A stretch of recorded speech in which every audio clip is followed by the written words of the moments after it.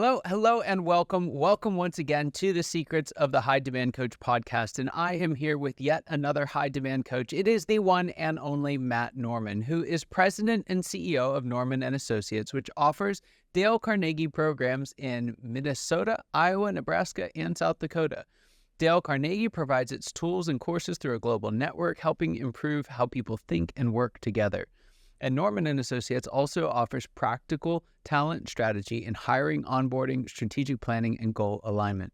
Matt's coaching and facilitation have helped Fortune 100 corporations, nonprofits, and entrepreneurial firms to transform how they engage employees and clients. Also author of the book Lead with Influence, a proven process to lead without authority, and he's here with us today. Matt, I got to ask right out of the gate, why should we lead without authority?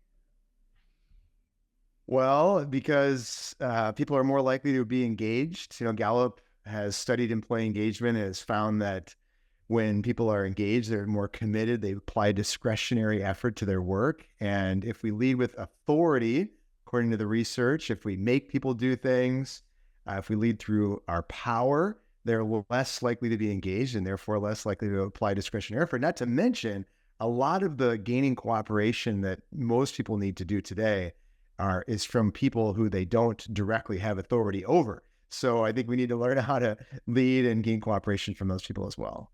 Yeah, it's so true. One of the things that I've found, particularly in the busy world of entrepreneurism, is many founders will kind of buy the idea, like, I don't have time for that. I don't have time to measure engagement, right? Even just the idea of engagement seems to make sense, but it's like, it just feels like a moving target sometimes. How can we, just in kind of practical real world, really assess the efficacy of our leadership style? Well, it can be measured, certainly, and work with a lot of founders, entrepreneurs, business leaders that do 360 evaluations to try to find out, or organizational data points like employee engagement surveys can be really helpful feedback loops, or even just asking people anecdotally. I'll often suggest asking people in one-on-one meetings on a scale of 1 to 10, 10 being fully engaged. Where are you, and what would it take to get you one number higher? So we can collect those data points. Additionally, one of my favorite quotes about leadership from Dale Carnegie is, people support a world they help create. And the question I think we need to constantly be asking ourselves as leaders is, am I engaging, am I including, am I empowering people that work with me to co-create the world that we're living in so that they have more ownership in that? Or am I in some ways dictating or driving that world for others and hoping that they want to live in it? Yeah, I love that. One of the goals when I'm working with an organization is to help build an environment where their employees can take ownership, right? But it takes a really big shift in mindset to say, hey, just because somebody's productive doesn't mean that we're leading them well, right? Now, when we lead someone well, they will be productive, but you can do short-run productivity through the worst possible leadership. And so I want to look at some of the kind of the approach that you take to developing this leadership with influence, this high degree of engagement with employees. In your book, you lay out several either steps or phases, but the one that struck me right out of the gate was you kind of laying the foundation for this. And you said you need to prioritize availability over productivity. Unpack that for us. I came home from work recently and my wife asked me how my day was. And I said, it was great. And she asked why. And I said, because I got a ton done. Got all kinds of emails answered. I got a lot off my to-do list. And she stopped me in my tracks when she then asked, is that how you measure your day? And I realized that so often my days are measured by my productivity more than my availability. And it reminds me of the late Clay Christensen, the Harvard Business School professor who famously delivered the commencement speech that turned into a book called How Will You Measure Your Life? That so often, especially those of us that are driven, maybe type A inclined, who are good at building a product or a service or an organization, do ultimately value, whether we like it or not, where we place value, we place priority on things that have immediate return or short-term results so we can tangibly cross off a to-do list. A product's delivered, a deal is closed, a business is acquired, an employee is hired. And yet Clay Christensen made the point to the Harvard Business School class and in the book that many of us ultimately, from a long-term standpoint, may not, that doesn't reflect what we truly value. We truly value is people, culture, values, making an impact, et cetera. And so there can really be the short-term, long-term tension that we have. And I think the mantra of availability over productivity, not that availability always trumps productivity, but often that mantra can be helpful to say, what am I indexing for today? What am I placing my priority on? Is it more about my availability or is it more about my productivity? And likewise, the availability and productivity of my team. Yeah. It's such a huge mindset shift, because what I've found is those who don't get this right, or at least don't get this right at the right time, right? I think you mentioned there's a time component to this, but they invariably end up trapped in a prison of their own making, right? If you value your productivity, if you pride yourself on your productivity, it will inherently make your world smaller, right? Because it's limited to only what you can do. But if you can, like you're saying, prioritize availability, I just love the language around that. It actually starts to make our world bigger and bigger. Now, one of the things that happens when we do that, when we open up, when we start working through teams instead of, trying to define success on our own terms or by our own productivity, is it takes another degree of trust, right? Working out trust in yourself is one thing, but working out trust in a team is another. And in your book, you distinguish between predictive and vulnerability-based trust, which I think is really, really critical, because most of us think trust is trust. Why do you subdivide trust into those two categories? What are they, and why is that distinction so important?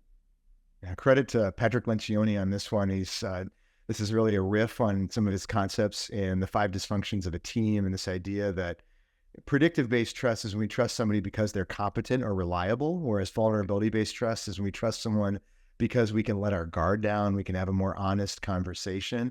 And when we're prioritizing productivity over availability, we often tend to value or have more predictive-based trust relationships where, again, I trust you because you're going to give the right answer. You're going to produce your deliverable on time. I can count on you to get this job done. And that's certainly important, not to minimize that at all. But really the highest form of trust, as Lencioni would say, and as Gallup would say as part of employee engagement, is this idea of vulnerability-based trust, right? There's a level of trust or a psychological safety, as we might say, where we can be more honest, more open, speak to a part of our ideas and emotions that we may keep closer to ourselves, but that's more reflective of who we really are and how we really think and feel about the work that we're doing and the team that we're a part of. And so it's that vulnerability-based trust, that's that highest form of trust that we want to aspire to. And we need to, therefore, prioritize availability in order to create an environment where we and others are able to be more open and transparent. Yeah, that's so true. So in the second, there's so many places I want to go with that, but there's a question I want to get to before we round out here. In the second part of your book, you talk about kind of probing and getting the best out of your team. And in there, you have a chapter dedicated to the art of facilitation. And again, I love your language with these things, because I found that to be so true. Facilitation's far less science and far more art, especially when you're facilitating within your own team. And so for our listeners here, tell us, what is the art of facilitation and how can we use it to lead by influence? Yeah, there's so many things that we do when we're participating or especially leading a meeting that cause other people in the meeting to hold back. Because as Parker Palmer says in his book, A Hidden Wholeness, human beings are fundamentally like wild animals that are always scanning their environment, looking to see whether there's any threat to their survival.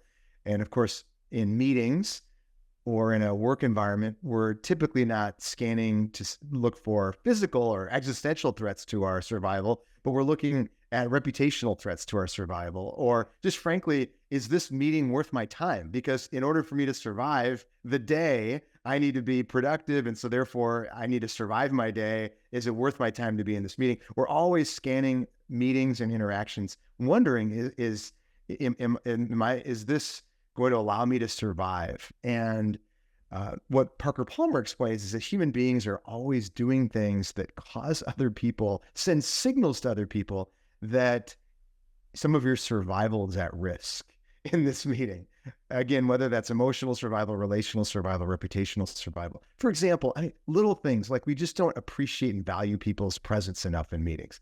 Right. Sometimes small things, for example, in a virtual meeting, welcoming people, saying, I'm glad you're here. When someone makes a comment, acknowledging the comment. Scott, I heard that comment. That certainly has a lot of value. But then also being careful not to grade people's comments. That's another thing that we'll sometimes do, where we'll say, oh, great idea, Scott. And then someone else will make a comment and we won't say great idea. And that second person's wondering, well, why did they say good idea to Scott and they didn't say that to me?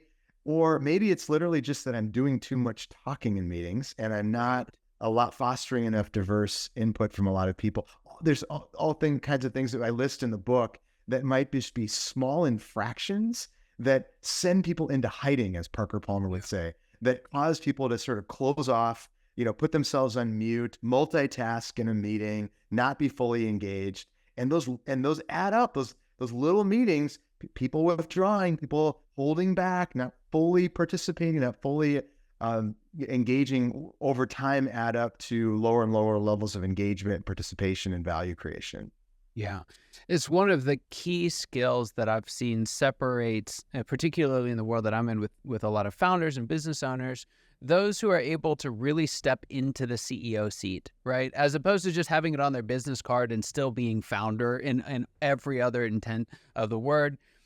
Is this ability to facilitate, is the ability to get a team into a room together and let that team have a life of its own without having to dominate it, right? It's so hard to do, but it's so powerful. And again, I love the language around this art of facilitating. There's some intrigue to that, right? It's not just a skill that you do or don't have, or some innate ability that you were born with or not born with. It's an opportunity to step into kind of the blend of all of those things and use the gifts and resources that you have to do it well. So love it. I could go on that for a really long time, but I've got a question for you here. Ask all my guests. Same question. I'm very interested to see what you have to say. So what would you say is the biggest secret that you wish wasn't a secret at all? What's that one thing you wish everybody watching or listening today knew? I don't know if it's a secret as much as it's a violated concept that I wish everybody would internalize, is that neuroscience suggests that human beings are 5 times more likely to buy into an idea, to cooperate with an idea, if they arrive at the conclusion themselves rather than being told what the idea is. And there's so many founders, entrepreneurs, innovators, coaches, leaders that lead with their ideas rather than leading with curiosity. And when we lead with our ideas, we're telling people what we think. Whereas when we're leading with curiosity, we're asking people what they think. This goes back to the idea around availability and facilitation, that if we take the posture of drawing people in, following the Socratic method, asking questions to guide people to an answer rather than telling them the answer. Again, this isn't so much of a secret. It's just that it's violated so often, because those of us that achieve a certain level of success often do because we worked really hard and we have a lot of answers. And so we tend to over-index on that hard work and those answers in a way that doesn't fully engage people. So I would say, again, people are 5 times more likely to engage in our ideas and our plans if we draw them in and help them to arrive at those conclusions themselves. Yeah, remarkable. I mean, what could you do with 5 times more buy-in with your ideas, or the best ideas for your organizations? Fantastic point. I love it. So, Matt, there's some folks listening. We scratched the surface of the surface of the surface of your book. There's whole sections we weren't even able to get to. If they want to know more about how to lead with influence as opposed to having to lead with authority, how can they get a copy of your book, and where can they find more out about you and the work you do? Yeah, thanks, Scott. I'd say 4 places. DaleCarnegie.com, got a great network of resources and coaches, facilitators that can be available in a lot of ways, including the course, Lead with Influence, which is based on the book. The book itself is available at Amazon and other major booksellers in all formats. People can follow me at mattnorman.com. I write an article every couple of weeks on these topics and also on LinkedIn.